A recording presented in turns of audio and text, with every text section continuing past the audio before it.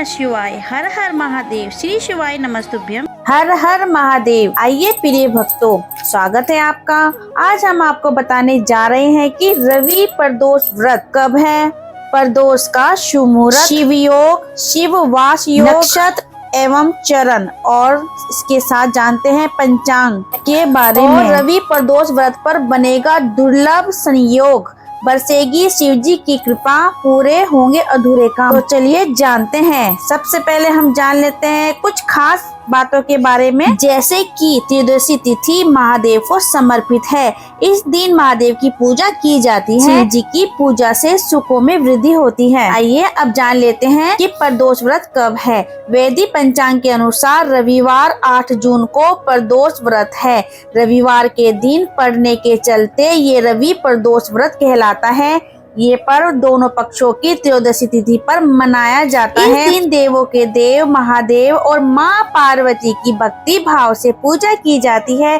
साथ ही मनचाही मुराद पाने के लिए व्रत रखा जाता है। ज्योतिषचारों की माने तो ज्येष्ठ माह के शुक्ल पक्ष की त्रयोदशी तिथि पर कई मंगलकारी योग बन रहे हैं। इन योग में भगवान शिव और माँ पार्वती की पूजा करने से हर मनोकामनाएं पूरी होती हैं।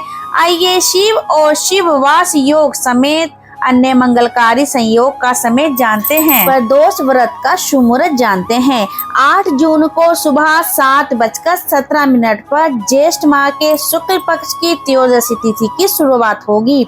वहीं 9 जून को सुबह 9:35 पर त्रयोदशी की समाप्ति होगी। इस शुभ अवसर पर पूजा के लिए शुभ समय संध्या काल 7:18 से लेकर 9:19 तक है। आइए प्रिय भक्तों, अब जान लेते हैं कि शिव योग कब बन रहा है।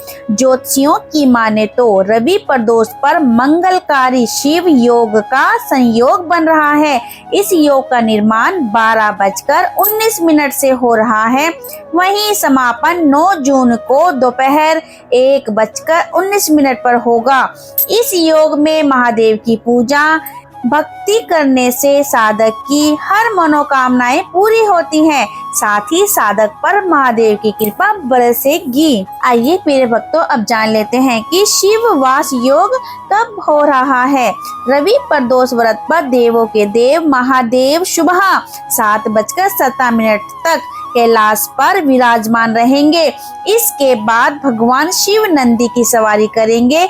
इस दौरान भगवान शिव की पूजा एवं भक्ति करने से साधक के सुख और सौभाग्य में वृद्धि होती है। अब हम जान लेते हैं नक्षत्र एवं चरण। ज्येष्ठ माह के शुक्ल पक्ष की त्रयोदशी तिथि पर स्वाति और विशाखा नक्षत्र का संयोग है। इसके साथ ही भव, बलाव और तैतिल करण के योग बन रहे हैं। इस योग में देवों के देव महादेव की भक्ति भाव से पूजा की जाएगी। आइए प्रिय भक्तों, अब जान लेते हैं पंचांग। सूर्योदय सुबह 5:23 पर होगा और सूर्यास्त शाम 7:18 पर होगा।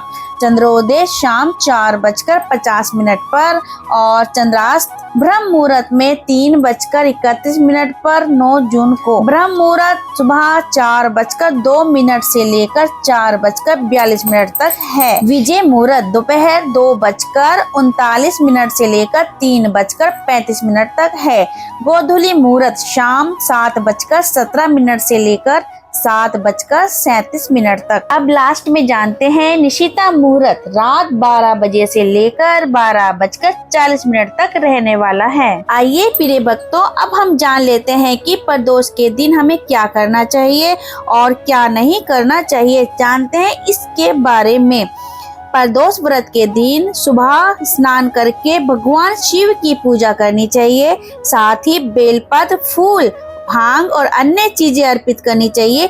सात्विक भोजन करना चाहिए और तामसिक भोजन से बचना चाहिए। चलिए अच्छे से बता देते हैं एक बार और। प्रदोष व्रत के दिन क्या करना चाहिए? सुबह जल्दी उठें और स्नान करें और सूर्य देव को अर्घ्य दें। भगवान शिव की पूजा अर्चना करें।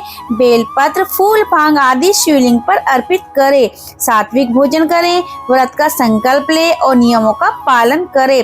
शिव चालीसा और मंत्रों का जप करें। गरीबों या मंदिरों में दान करें। भगवान शिव को फल और मिठाई का भोग लगाएं। आइए प्रिय भक्तों, अब जान लेते हैं कि प्रदोष व्रत के दिन क्या नहीं करना चाहिए। तो चलिए जानते हैं। तामसिक भोजन का सेवन ना करें। मांसाहारी भोजन, शराब, सिगरेट और अन्य नशीले पदार्थों का सेवन ना करें। गुस्सा ना करें। झगड़ा बिल्कुल भी ना करें और ना ही झूठ बोले।